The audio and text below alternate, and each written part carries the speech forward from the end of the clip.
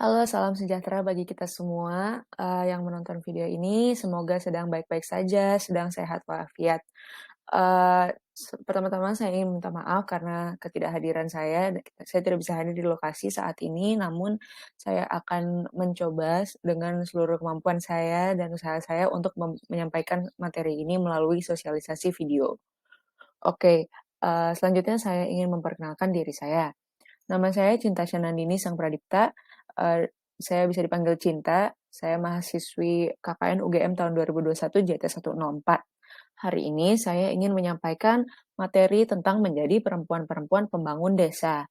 Kita belajar tentang kesetaraan gender dan peran ekonomi perempuan dalam pembangunan desa ini. Semoga ini dapat bermanfaat, dan manfaatnya bisa berkelanjutan, bisa dipelajari oleh siapapun dan kapanpun. Jadi, meskipun materinya tentang perempuan-perempuan, namun tidak hanya perempuan yang dapat, belajar tentang ini, karena, ini sangat penting untuk dipelajari oleh siapapun agar kita dapat terus, waspada akan isu sosial ini, kesetaraan gender, seperti itu. Selanjutnya kita akan membahas sebenarnya apa pentingnya emansipasi wanita. Oke, dari dalam buklet ini mungkin bisa dibaca sendiri, tapi, saya ingin menunjukkan bahwa, menurut, KBBI itu emansipasi adalah pembebasan dari perbudakan atau persamaan hak dalam berbagai aspek kehidupan masyarakat, seperti persamaan hak kaum wanita dan kaum pria. Oke, jadi emansipasi itu mendorong, jiwa wanita-wanita atau perempuan-perempuan ini untuk dapat bisa, setara dengan laki-laki. Karena dari zaman dahulu sudah ada semacam stigma atau stereotip bahwa perempuan itu berada di bawah laki-laki secara derajat. Makanya dulu mungkin perempuan-perempuan itu tidak boleh ikut serta dalam demokrasi negara, kita tidak bisa ikut pemilu dan, ikut partai politik dan lain-lain. Di luar itu perempuan juga memiliki kesusahan ekonominya sendiri karena, perempuan itu dipaksa untuk tunduk, di bawah laki-laki secara ekonomi. Jadi kita istilahnya adalah bergantung kepada entah suami, ayah, kakak laki-laki, mas gitu, untuk, menafkahi kita karena kita tidak diekspektasikan untuk bekerja gitu. Jadi emansipasi wanita itu semakin, besar sepanjang waktu berjalan gitu hingga saat ini. Kenapa? Karena sekarang, dunia sudah maju dan kita sudah dapat berpikir bahwa, oh wanita itu sama saja dengan laki-laki.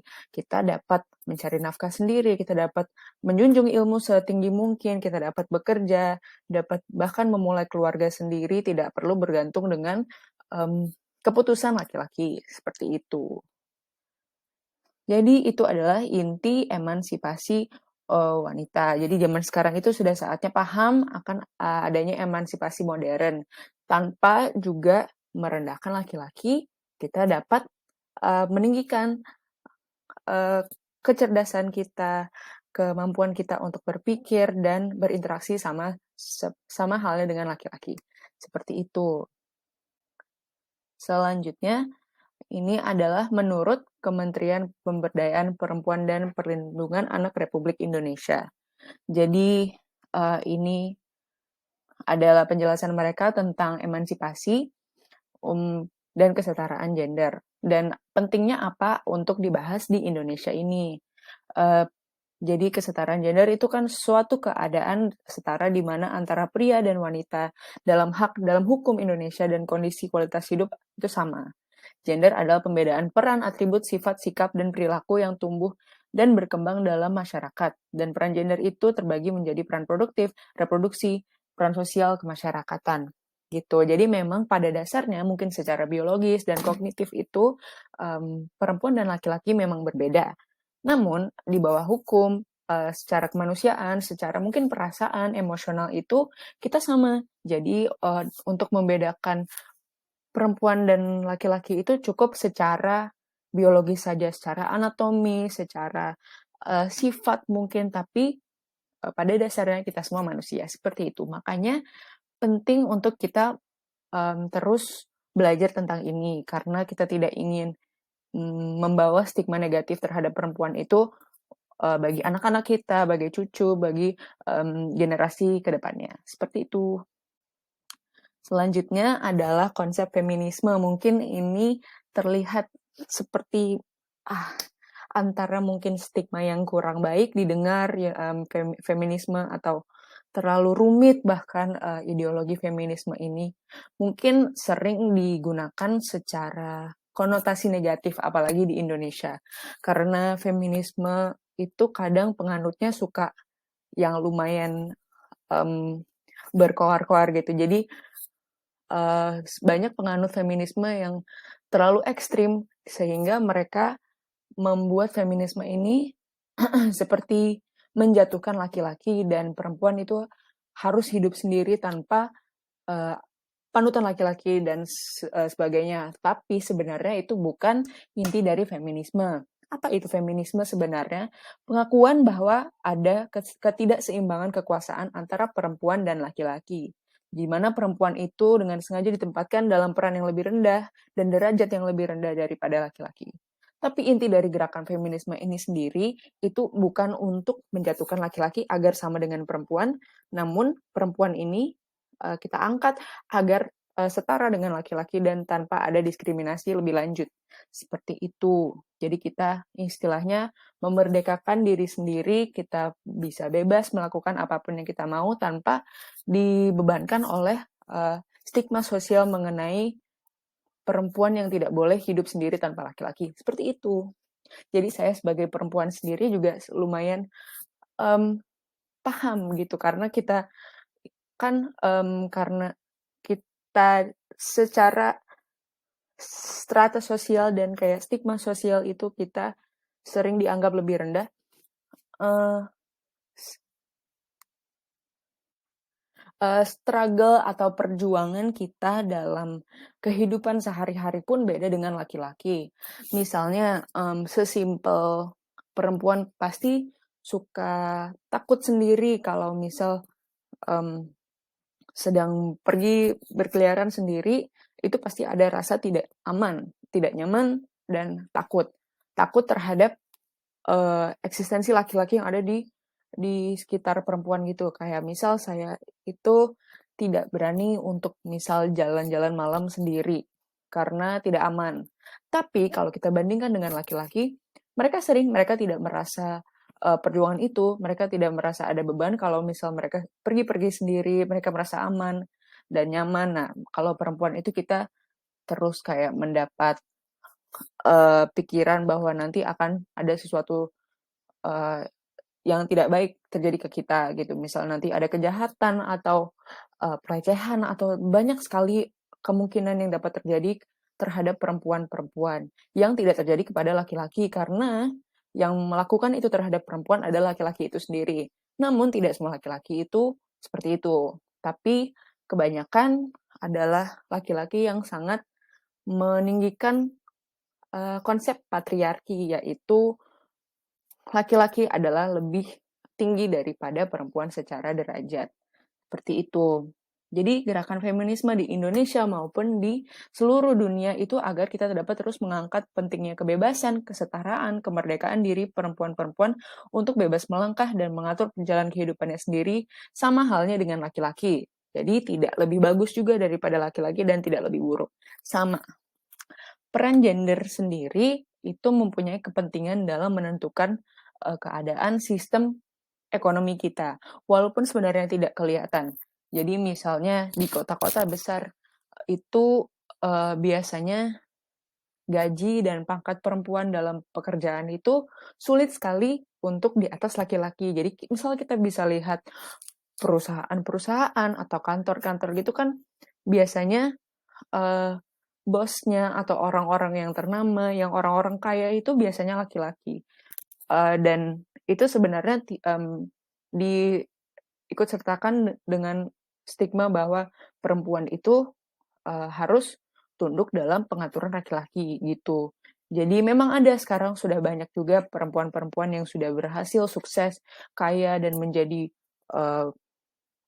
direktur-direktur dan sebagainya macam lainnya. Tapi masih banyak apalagi di Indonesia yang menganut stigma negatif terhadap perempuan dapat bisa bekerja lebih dari laki-laki seperti itu. Jadi peran gender itu sangat penting dalam menentukan pandangan kita juga terhadap perempuan dan laki-laki. Selanjutnya, oke, jadi peran konsep feminisme itu bagi semua perempuan adalah agar semua orang, tidak hanya perempuan, waspada akan pentingnya kesetaraan sesama manusia. Jadi feminisme itu bukan untuk merendahkan laki-laki sekali lagi, tapi untuk meninggikan perempuan agar sama dengan laki-laki. Nah, untuk Indonesia sendiri, kan pasti kita semua akrab dengan Kartini, Hari Kartini gitu. Hari Kartini itu apa sih? Jadi Hari Kartini itu hari untuk mengemansipasi wanita gitu, untuk meninggikan wanita dan kayak mengingatkan kembali bahwa wanita dan perempuan-perempuan Indonesia itu kuat sama halnya dengan laki-laki Indonesia. Seperti itu. Feminisme di Indonesia itu melibatkan nama Kartini sebagai pendorong terbesarnya, pencetus gerakan emansipasi paling signifikan di Indonesia. Jadi pasti kita tahu istilah habis gelap terbitlah terang oleh Kartini itu merupakan jembatan untuk memahami pemikiran dan kegelisahan Kartini pada masa itu. Jadi dia ingin juga menaklukkan stigma negatif terhadap perempuan yang dilarang oleh laki-laki, tidak boleh melakukan ini, tidak boleh melakukan itu, bahkan tidak boleh bersekolah. Seperti itu. Selanjutnya, nah kita masuk ke dalam peran wanita dalam perkembangan desa.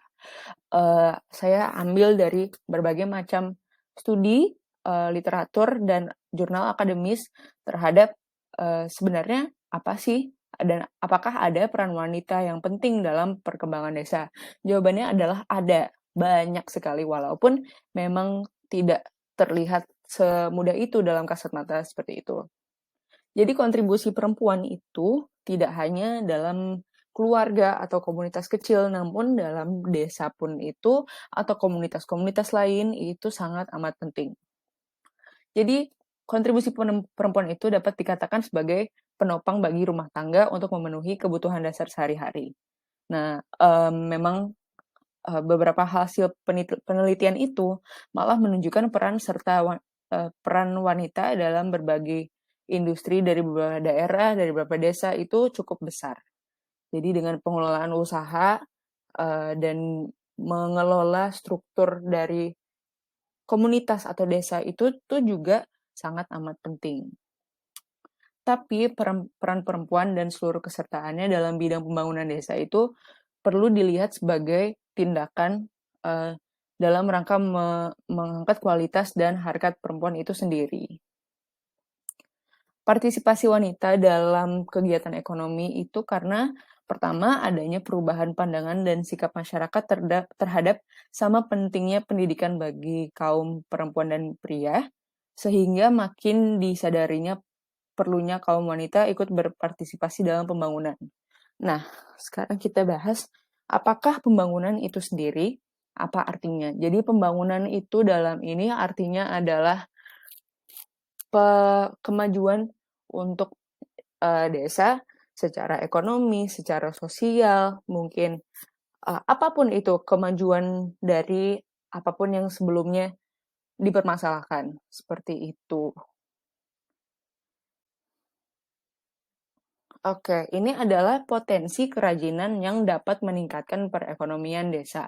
Jadi ini adalah banyak sekali sampel di mana di desa-desa daerah lain di Indonesia itu memiliki komunitas-komunitas perempuan yang kuat dan giat untuk bekerja, untuk berkreasi dan lain sebagainya itu dan sangat meningkatkan perekonomian desa. Tapi tidak hanya itu, mereka meninggikan nama desa mereka itu sehingga banyak dikenal oleh orang-orang lain dan memberikan pemasukan yang banyak terhadap desa mereka.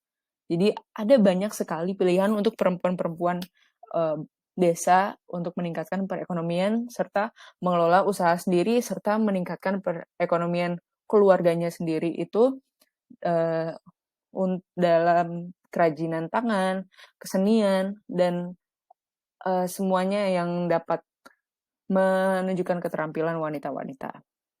Jadi ini ada beberapa contoh yang saya ambil yang sekiranya mungkin dapat diterapkan dalam, Desa Maron, Desa Purworejo ini, agar perempuan-perempuannya dapat terus aktif dan berkreasi.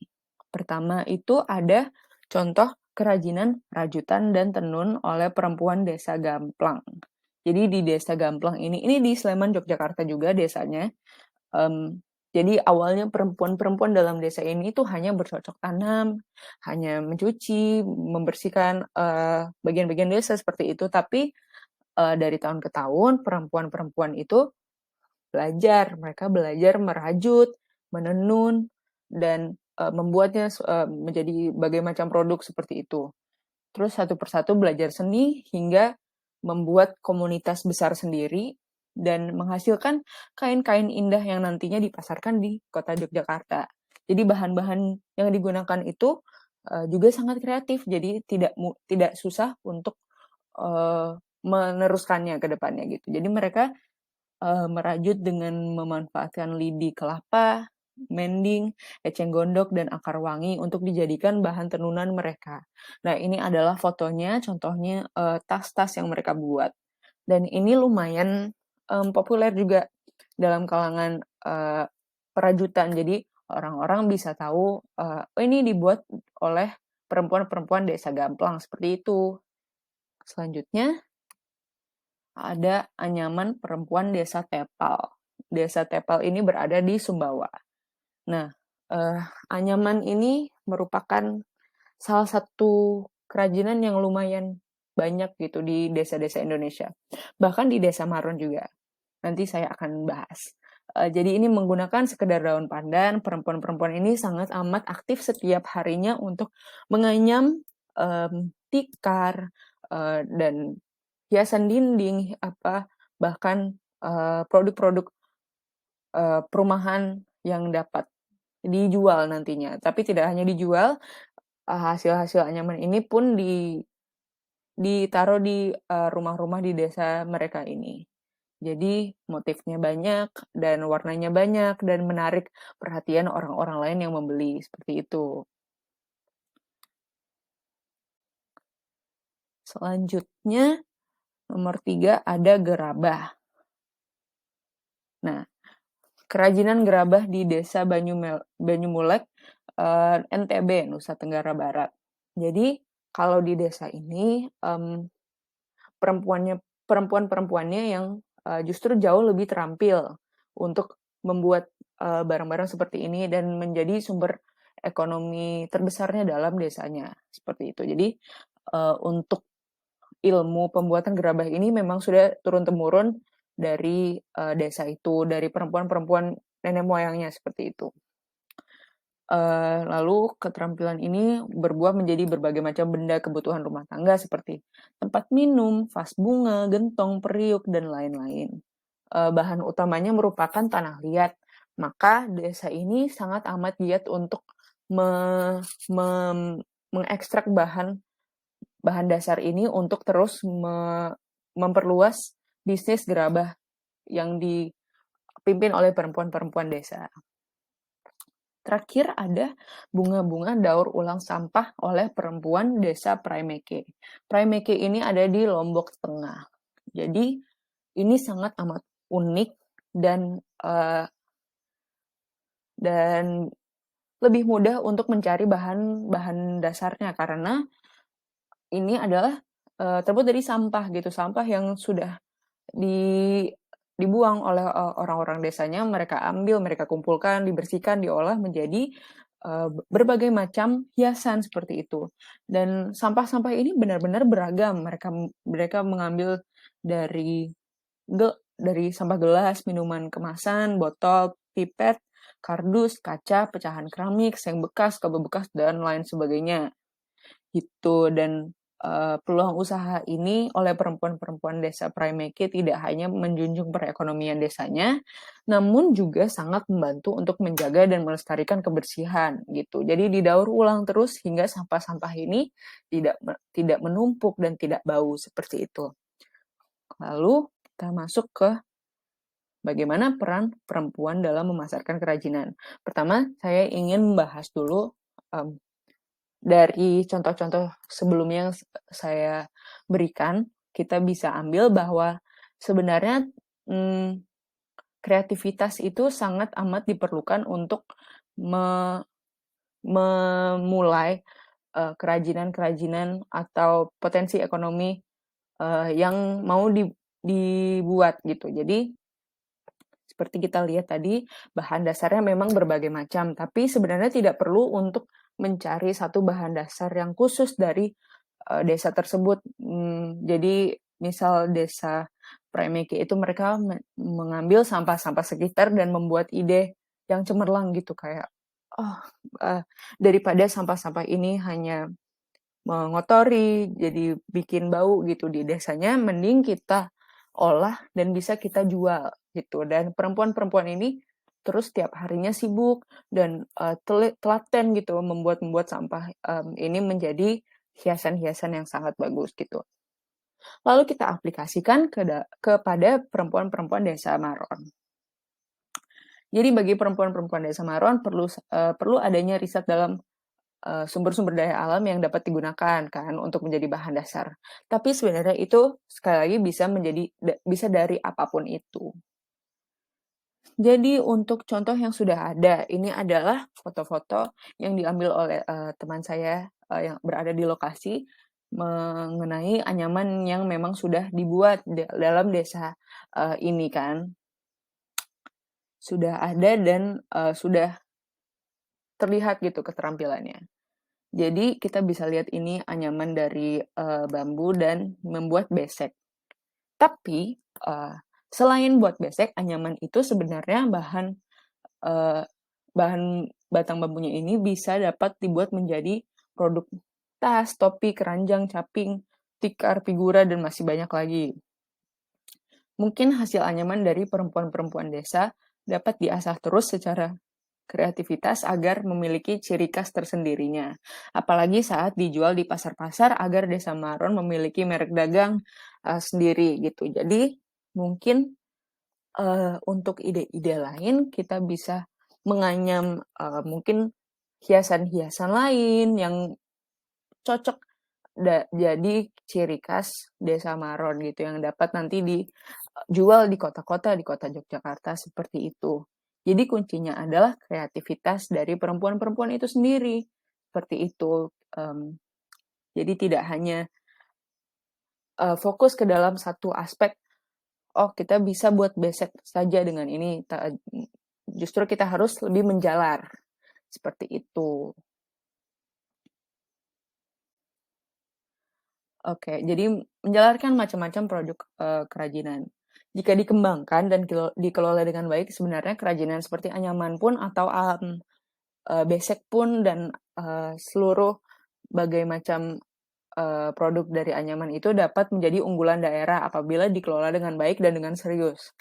Nah, saya juga ingin memberikan gagasan saja, mungkin selain anyaman, perempuan-perempuan desa Maron mungkin juga dapat mengasah kemampuan kerajinan tangannya jadi bentuk-bentuk lain selain anyaman biasa yang tetap bahan dasarnya bambu jadi tetap bisa dicari dan diperoleh gitu dari dalam desanya.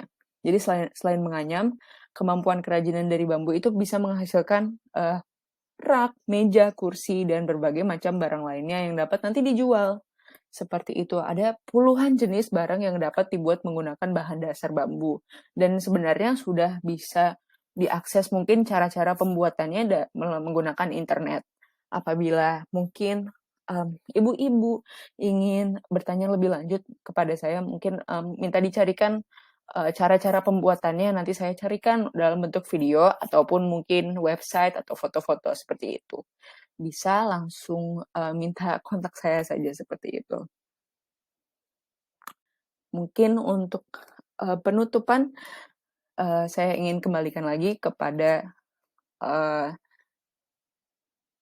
ide, kita harus menjadi perempuan-perempuan yang kuat, untuk dari sekarang dan masa-masa selanjutnya, seperti itu. Jadi intinya perempuan-perempuan dari semua latar belakang dapat mendapatkan hak yang sama untuk memilih kehidupan yang ia mau dan tidak bergantung kepada eksistensi laki-laki yang ada di sekitar mereka. Jadi intinya adalah kita harus selalu waspada akan adanya ketidaksetaraan gender, apalagi di Indonesia, dan kita harus selalu mencoba untuk menyangkal hal tersebut, seperti itu. Dan sebagai perempuan, kita harus selalu kuat dalam melalui berbagai macam rintangan dalam hidup kita, yang sudah saya jelaskan mungkin berbeda dengan laki-laki. Jadi memang tidak paham gitu laki-laki dengan perjuangan oleh perempuan, seperti itu. Jadi kita masih sebenarnya dilanda oleh diskriminasi gender, terutama di Indonesia. Tapi apabila